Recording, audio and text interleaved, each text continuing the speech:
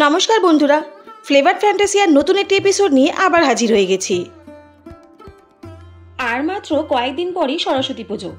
স্বাভাবিকভাবেই school, college, শিক্ষা প্রতিষ্ঠান সহ বাড়িতে বাড়িতে বাগদেবীর আরাধনার প্রস্তুতি জোর কদমে চলছে। সরস্বতী পুজোয় হলুদ ও সাদা রং, পলাশ ফুল, আমের মঞ্জুরি ইত্যাদির বিশেষ মাহাত্ম্য থাকে। আবার এ সময় সরস্বতী পুজোর কিছু প্রিয় ভোগেরও আয়োজন করা হয়ে থাকে।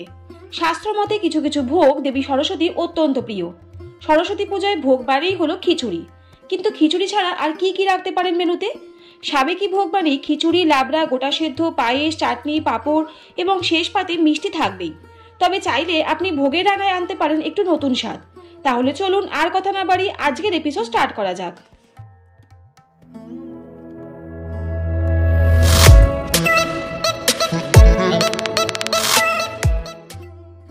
সরস্বতী পুজোর ভোগ খিচুড়ি ছাড়া যেন সরস্বতী পুজোর ভোগ ভাবতেই পারা যায় না।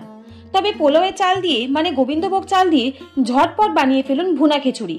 তাতে আপনার সময়ও বাঁচবে, খিচুড়িও রান্না হবে।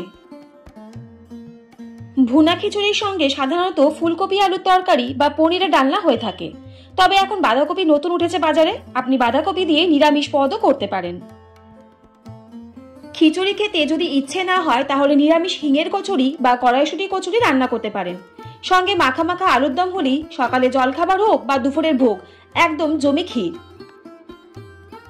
আপনি যদি আলু ফুলকপি তরকারি না খেতে চান তাহলে খিচুড়ি বা পোলাওয়ের সাথে আলুর দম বা লাবড়া করতে পারেন। এটা মটরশুঁটি কচুরির সাথেও দারুণ লাগবে। ভোগের খিচুড়ির সাথে গরম গরম বেগুন ভাজা, কুমড়ো ভাজা কিন্তু দারুণ যায়। কখনো কখনো পুজোতে ভোগের খিচুড়ির পরিবর্তে বাসন্তী পোলাও করা হয়ে থাকে।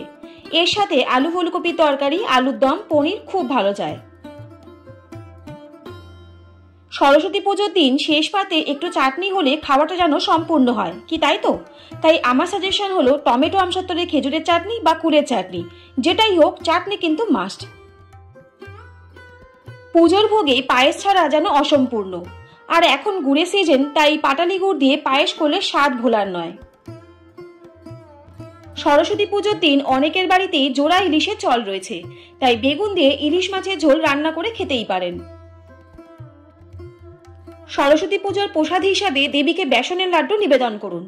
এর ফলে সরস্বতীর পাশাপাশি দেবগুরু বৃহস্পতিও সন্তুষ্ট হবেন এবং তাদের আশীর্বাদ পাবেন। এই তিথিতে অবশ্যই বোদের ভোগ নিবেদন করবেন। ধর্মীয় ধারণা অনুযায়ী এর ফলে দেবী সরস্বতী সাধকের ওপর তুষ্ট হবেন, এর ফলে সেই জাতকের বুদ্ধি বিকশিত হবে। সরস্বতী পুজোয় হলুদ রঙের মিষ্টির ভোগ নিবেদন করলে তিনি প্রসন্ন হন। শাস্ত্রমতে বসন্ত পঞ্চমীতে রাজভোগের প্রসাদ অর্পণ করলে সৌভাগ্য বৃদ্ধি হয়।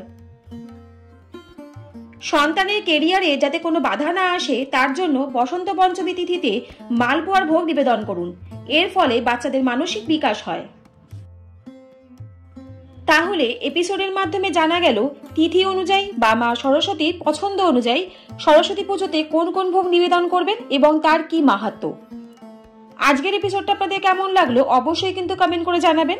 আর যদি ভালো লাগে তাহলে চ্যানেলটা please like, share and subscribe করতে ভুলবেন না। আর পাশে থাকা বেল আইকনটা অবশ্যই প্রেস করে দেবেন, যাতে এরকম নিত্য নতুন ইনফরমেটিভ ভিডিও আপনাদের কাছে সবার প্রথম চলে যায়। সবাই সুস্থ থাকুন, ভালো থাকুন। অনেক ধন্যবাদ পাশে থাকার জন্য। দেখা হচ্ছে নেক্সট কোনো এপিসোডে। ততক্ষণের জন্য টাটা।